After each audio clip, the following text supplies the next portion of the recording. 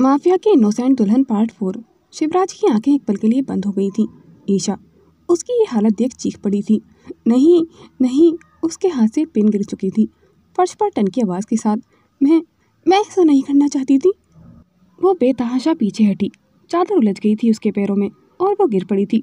शिवराज! उसकी आंखों से आंसू बहने लगे थे। कांपती हुई उंगलियां शिवराज की तरफ बढ़ीं। ये मैंने क्या कर दिया? शिवराज अभी भी बेड पर था। उसके सीने पर वो जगह जहाँ ईशा ने मारा था, वहाँ से लगातार खून बह रहा था। ईशा की सांसें रुक गई थीं ये सब देखकर। उसके सीने से खून बहता ही जा रहा था। चादर पर लाल रंग फैल चुका था। ईशा एकदम पागल हो चुकी थी। शिव, नहीं प्लीज आंखें खोलो। वो घुटनों के बल बैठ उसके पास रेंगती हुई आई थी। उसके चेहरे को अपने हाथों में लिया। शिवराज, मेरी तरफ देखो प्लीज, मैं ऐसा नहीं करना चाहती थी। वो रोते रोते चीखने लगी थी। कुछ तो बोलो, डांटो, मारो मुझे, लेकिन यूँ चुप मत रहो। उसकी चीखें कमरे की दीवारों से टकरा रही थी। वो अब भी कांप रही थी। उसका पूरा शरीर हिल रहा था।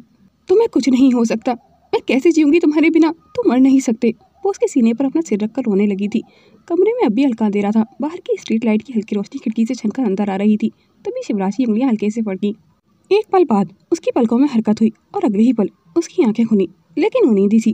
वो नींद से जागा था, मगर चेहरे पर थकावट थी। ईशा अब भी रो रही थी, आंखें बंद किए शिवराज के सीने से लगी हुई। शिवराज धीरे से बोला, ईशा। उसकी सांसें तेज हो चुकी थीं। चेहरा पसीने से भीगा हुआ था। आंखें अब भी बंद थीं, लेकिन पूरा शरीर कांप रहा था। वो नींद में ही पैनिक कर रही थी, जैसे कोई डरावना सपना देख रही हो। ईशा! वो तुरंत उसकी ओर झुका। उसकी कलाई पकड़कर हल्के झटके दिए। Isha, look at me. उसकी आवाज़ सख्त नहीं थी, मगर किसी हुक्म जैसी थी। ईशा के शरीर में जैसे करंट दौड़ गया था। वो झटके से उठ बैठी थी। शिव! उसकी आंखें हैरानी से चौड़ी हो गई थीं। पलकों में नींद की लकीरें थीं, मगर सांसें हड़बड़ाई हुई थी। तुम ठीक हो? वो कुछ समझ पाती उससे पहले ही झपटकर शिवराज से लिपट गई थी, जैसे अभी अगर वो दूर हुआ तो सब फिर से टूट जाएगा। तुम ठीक हो ना? तुम? उसने हाथ से उसका सीना टटोलना शुरू किया। खून खून नहीं, तुम्हारे।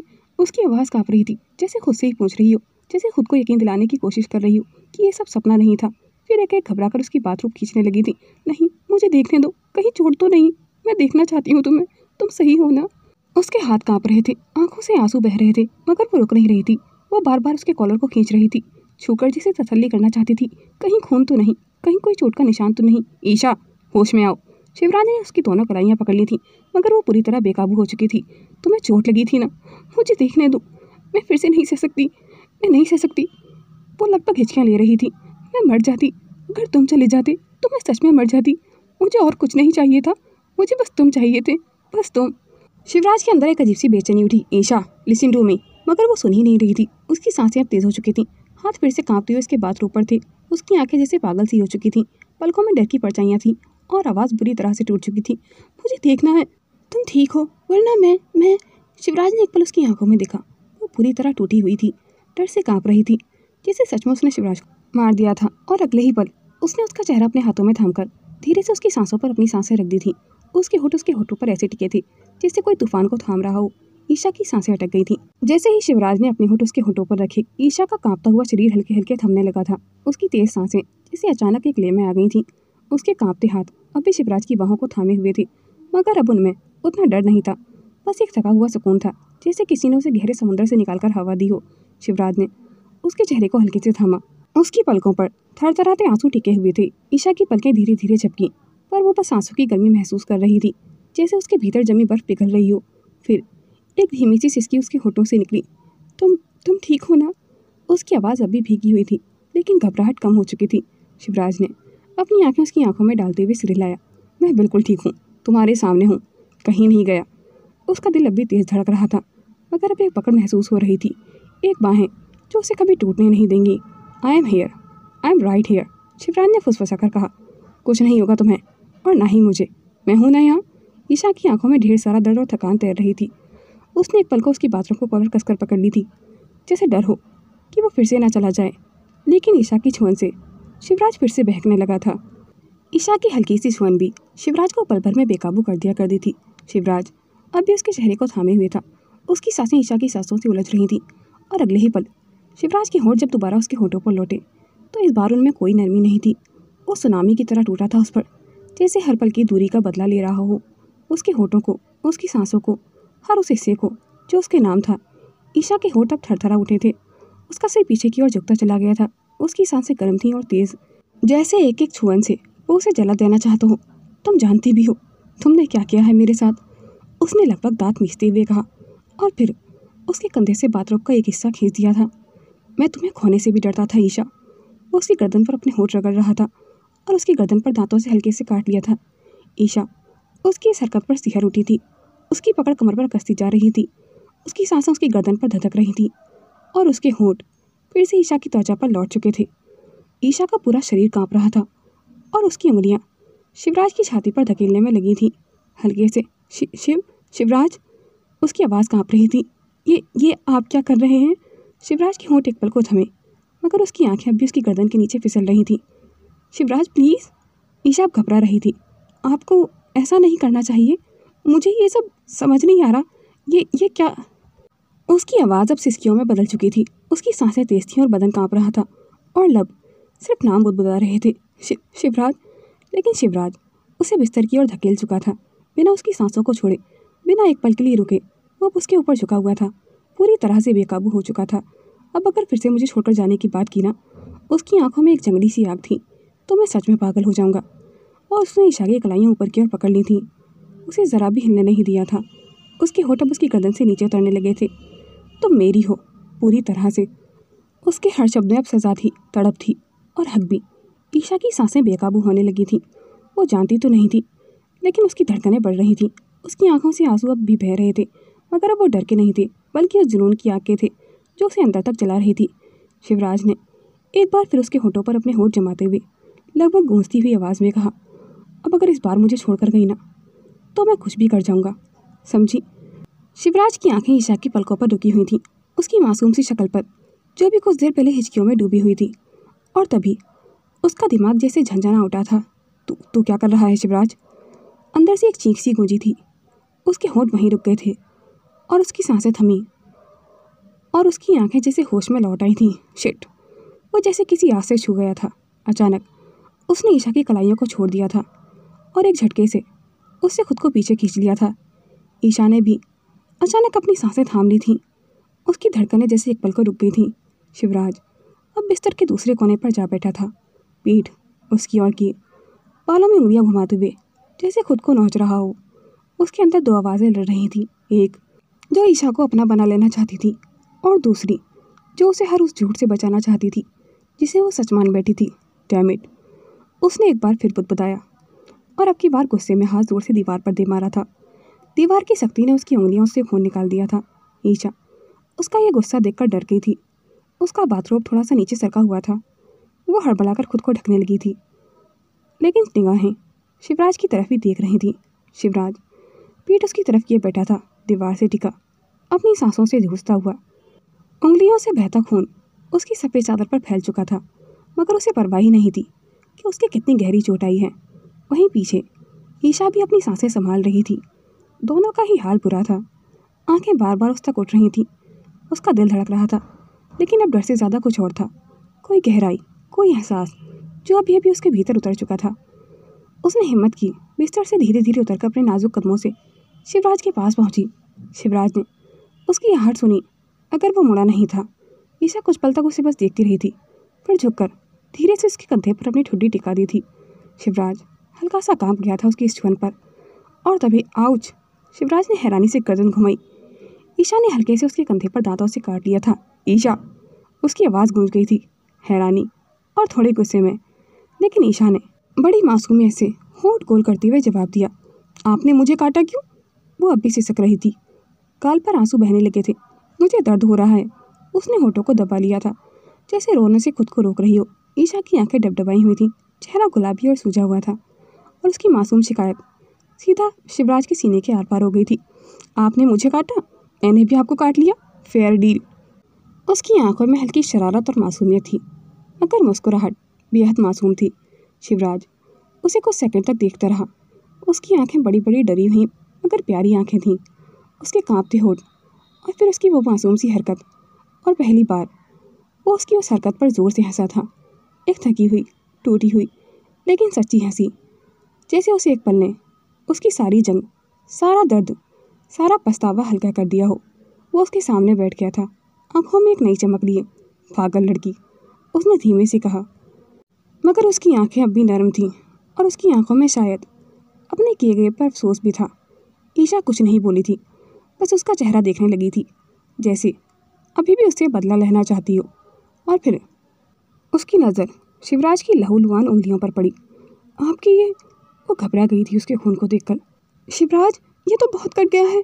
शिवराज ने सिर मोड़ा, जैसे उसे अब तक होश ही नहीं हो कि वो खुद को कितना जख्मी कर चुका है। कुछ नहीं है, जाओ सो जाओ, वो बुदबुदाया। मतलब? ईशा ने उसकी हथेली पकड़ ली थी, धीरे से अपनी गोद में रख ली थी। शिवराज उसे बस देखता रह गया था, उसकी झुकी पलकों को, उसकी नाजुक उंगलियों को जो उसके जख्म को प्यार से टटोल रही थी। ईशा बिस्तर के पास से नैपकिन उठाकर खून साफ करने लगी थी, बहुत ही धीरे, जैसे वो उसकी उंगलियां नहीं, उसका गुस्सा धो रही हो। इतनी चोट कैसे लगा लेते हैं आप खुद को? उसकी आवाज़ में शिकायत थी, मगर उसका स्वर बेहद नरम था। आपको दर्द नहीं होता क्या? मुझे तो इतनी सी भी चोट लग जाती है तो बहुत रोना आता है। शिवराज ने उसकी बात का कोई जवाब नहीं दिया था। ईशा उसकी उंगलियों पर ध्यान दे रही थी, वो जख्म जो गुस्से में शिवराज खुद को दे चुका था। उसके नाजुक हाथ अब खून पहुंचने की जगह उसके दर्द को छू रहे थे, और शिवराज की आंखें कुछ पल के लिए ही सही पर नरम पड़ चुकी थीं, मगर उसी पल जैसे कोई पुराना जख्म फिर से कुरेद दिया गया हो।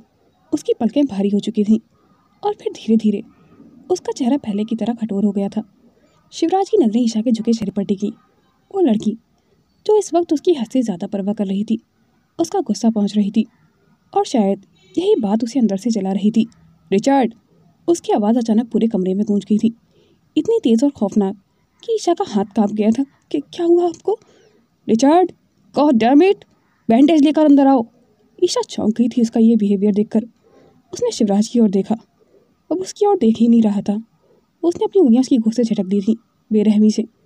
ईशा ने भी उसके इस रवैये को देखकर डरकर हाथ पीछे खींच लिए थे। शिवराज अब उसकी ओर देखा, आंखों में वो पुराना अंधेरा, वो सर्द नफरत लौट चुकी थी जो अक्सर ही लौट आया करती थी। और तुम? उसने ईशा की तरफ इशारा करते हुए कहा। उसकी आवाज़ बर्फ जैसी ठंडी थी, चुभती हुई। आइंदा मेरे इतना करीब मत आना, समझी? ईशा की तो जिसे सांसें ही रुक गई थी उसकी डरावनी आवाज़ सुनकर। जाओ यहाँ से। अभी वो खड़ी ही रही थी, नज़रों में सवाल थे और होंठ कांप रहे थे, उसका गला सूख चुका था।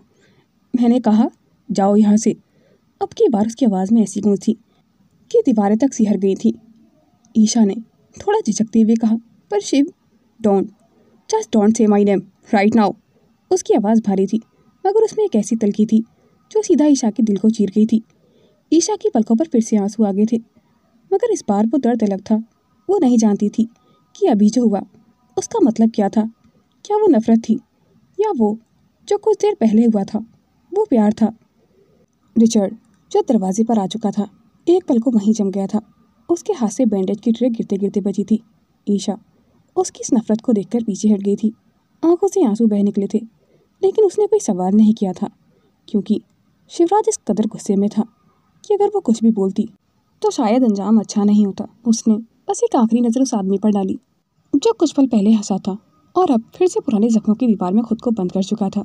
धीरे धीरे पलटकर वो कमरे से बाहर निकल गई थी, लेकिन ना जाने उसके दिमाग में क्या चल रहा था।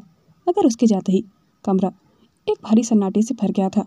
रिचर्ड ने धीरे से शिवराज की ओर देखा। सर, बैंडेज करो, उसने कठोर लहजे में कहा।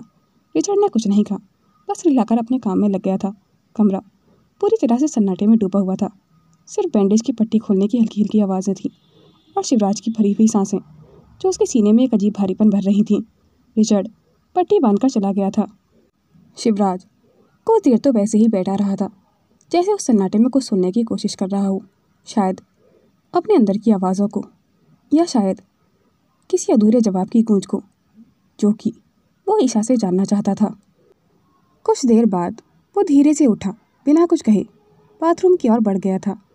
आईने के सामने आकर रुका। हल्की पीली रोशनी में उसका चेहरा और भी थका हुआ सा लग रहा था, मगर उसकी आंखें अब भी वैसी ही थीं, सख्त और बुझी हुई। उसने बाथरूम के कॉलर पर हाथ रखा और धीरे धीरे उसे अपने कंधों से सरकाता चला गया था। उसका सीना पूरी तरह सामने था, वहीं बाईं तरफ दिल के बिल्कुल करीब एक पुराना और गहरा घाव था। उस पर अब भी हल्की सी पट्टी थी, जैसे वो जख्म कभी भरा ही नहीं था, लेकिन निशान अब भी बहुत गहरा था, जैसे किसी ने जानबूझकर चाकू को बहुत धीमे से उतारा हो और हर परत में कुछ कहा हो। उसके घाव के ठीक नीचे एक टैटू बना हुआ था। 3 छोटी सी तितलियाँ आपस में जुड़ी हुई थीं और शिव और ईशा का नाम, ठीक वैसा ही टैटू जैसा ईशा के दिल के पास है। वो टैटू जो तब बनवाया गया था जब शिवराज को लगा था कि वो उस लड़की को पूरी तरह जान चुका है। शायद शिवराज ने अपनी माँ के उसे अनाथ आश्रम छोड़ जाने के बाद पहली बार किसी और लड़की पर भरोसा किया था, क्योंकि जब से उसकी माँ उसे अनाथ आश्रम छोड़कर गई थी वो औरतों से नफरत करने लगा था। वो लड़की जिसने उसकी दुनिया बदल दी थी और फिर एक ही रात में सब कुछ तोड़ भी दिया था। शिवराज का हाथ उस घाव पर गया। उंगलियां थोड़ी सी कांप गई थी उसे छूते वक्त, लेकिन चेहरे पर अब भी वही शक्ति थी। 3 साल पहले बारिश उसी तरह हो रही थी जैसे आसमान भी रो रहा हो। शिवराज अपने विला के एक पुराने हिस्से में ईशा को लेकर गया था, जहाँ अक्सर कोई आता जाता नहीं था। ये जगह सिर्फ मेरे लिए है ईशा, उसने बहुत चहकते हुए कहा था, और आज से तुम्हारे लिए भी। जब मैं तुम्हें कहीं ना मिलूं तो मुझे यहाँ ढूंढ लेना तुम। ईशा ने उसकी ओर देखा था, आंखों में कुछ अजीब सी बेचैनी थी। शिवराज, अगर कभी मैं तुम्हें ऐसा कुछ बताऊं जो तुम्हें बर्दाश्त ना हो तो? शिवराज ने एक नज़र उसकी ओर प्यार से देखा। मैं बर्दाश्त कर लूँगा, बस झूठ मत बोलना, मुझे झूठ से सख्त नफरत है, उसने हल्के से मुस्कुराकर कहा था। और तभी धप एक चाकू उसके सीने में उतर चुका था, बिल्कुल उसी जगह जहाँ वो टैटू और घाव मौजूद थे। शिवराज की आंखें हैरानी से खुली रह गई थी। वो यकीन नहीं कर पा रहा था कि ईशा भी उसके साथ ऐसा कर सकती है। ईशा कांप रही थी, उसकी आंखों में थी। माफ़ करना, उसने धीरे से कहा था, लेकिन मुझे यही करना था, मैं तुमसे प्यार नहीं करती। और शिवराज वहीं ज़मीन पर गिर गया था। उसके होंठ कांप रहे थे और दिल बुरी तरह टूट चुका था। फ्लैशबैक खत्म। वापस आईने के सामने खड़ा शिवराज अब टैटू को देख रहा था, जैसे हर बार उसे देखकर वही दर्द ताज़ा हो जाता हो। क्यों लौटी हो तुम? उसने बुदबुदाकर कहा। तुम तो मेरा सब कुछ लेकर जा चुकी थी ना, फिर अभी ये क्या जो तुम्हें मेरे घाव छूने पर मजबूर कर रहा है? उसने अपनी आंखें बंद की और एक गहरी सांस ली, पर यह सांस सुकून की नहीं थी। कोई और ही तूफान उसके भीतर भर रही थी, क्योंकि जो दिल उसने सालों पहले मरा हुआ मान लिया था अब वो फिर से धड़क रहा था। ईशा को देखकर उसने गहरी सांस ली, जिससे खुद को काबू कर रहा हो।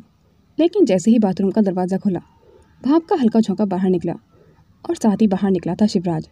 बिखरे बाल, भीगा बदन, और अभी बाथरूम पहना हुआ था। चेहरे पर वैसे ही सख्ती थी जैसे अभी अपनी ही रूह से लड़कर निकला हो।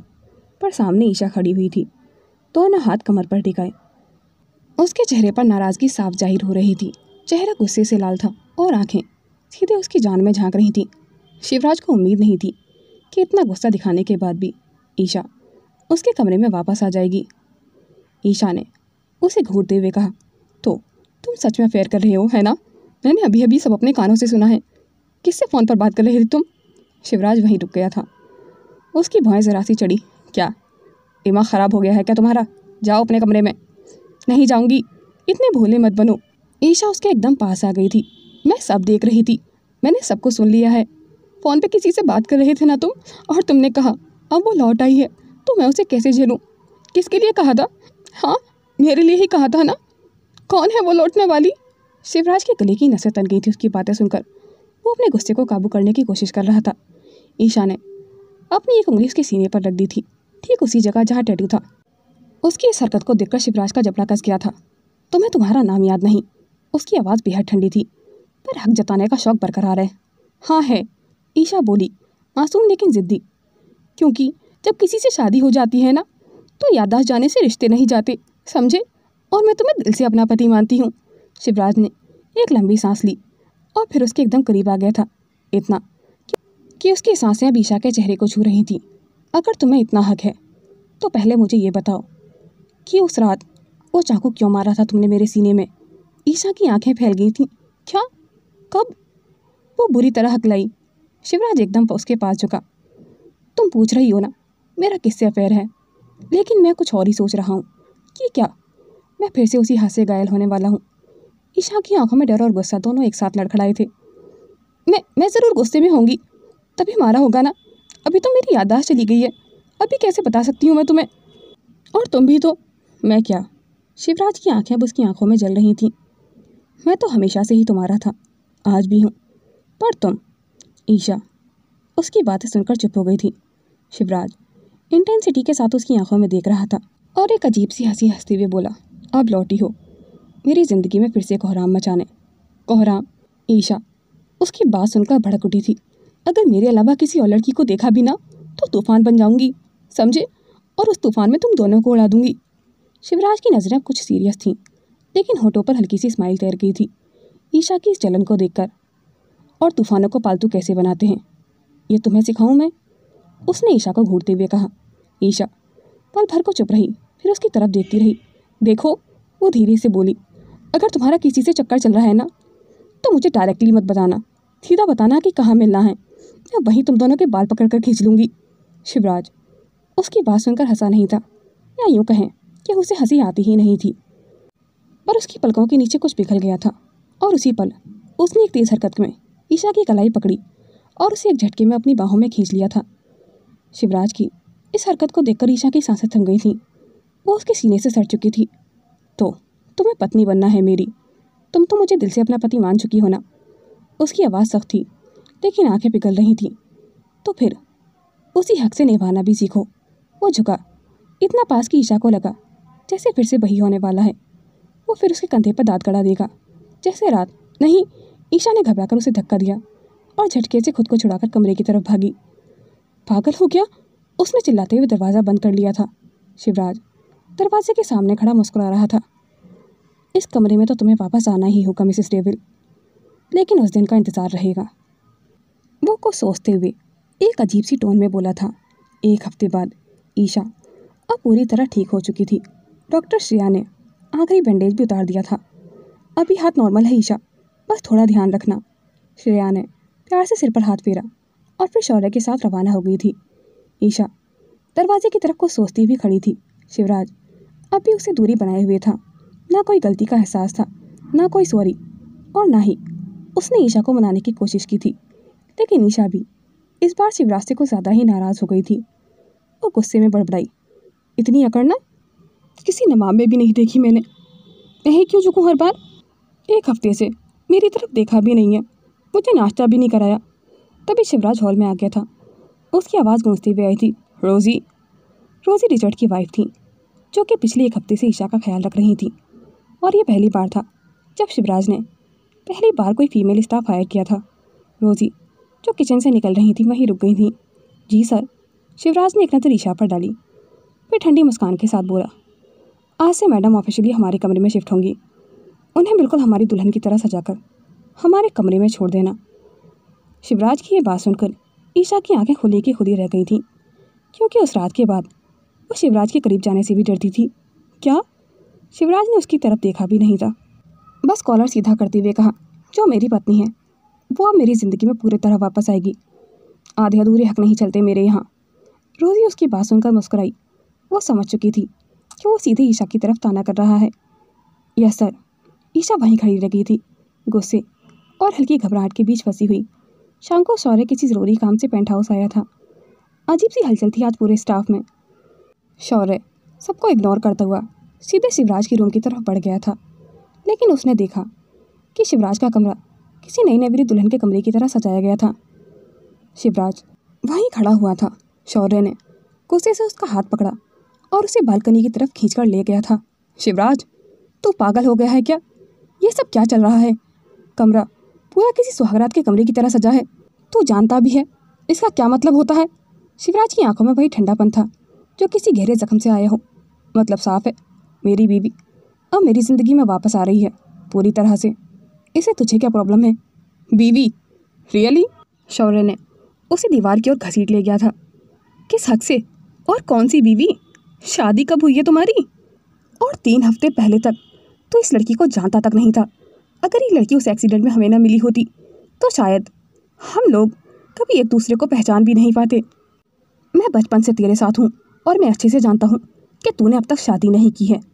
तुझे समझ नहीं आता शिवराज, उस लड़की का एक्सीडेंट हुआ है, याददाश्त गई है, और तू बस। शिवराज ने उसका हाथ झटक दिया था। आवाज़ भारी थी और आंखें जलती हुई। आ मेरे साथ। शौर्य कुछ पल तक उसे घूरता रहा था, फिर चुपचाप उसके पीछे चल दिया था। शिवराज उसे एक सीक्रेट रूम के पुराने हिस्से की ओर ले गया था। उसने एक दरवाज़ा खोला, एक भारी सा दरवाज़ा धूल से भरा हुआ था। अंदर अंधेरा था। शिवराज ने एक स्विच ऑन किया और पूरे कमरे में रोशनी फैल गई थी। दीवारों पर सिर्फ तस्वीरें थीं, एक से बढ़कर एक तस्वीर। शिवराज और ईशा की तस्वीरें, कुछ शादी के मंडप की, कुछ सिंदूर लगाते हुए, कुछ ईशा के साथ उसके कंधे पर सिर टिकाए हुए। शौर्य का चेहरा फक पड़ गया था ये देखकर। ये सब कब? To be continued.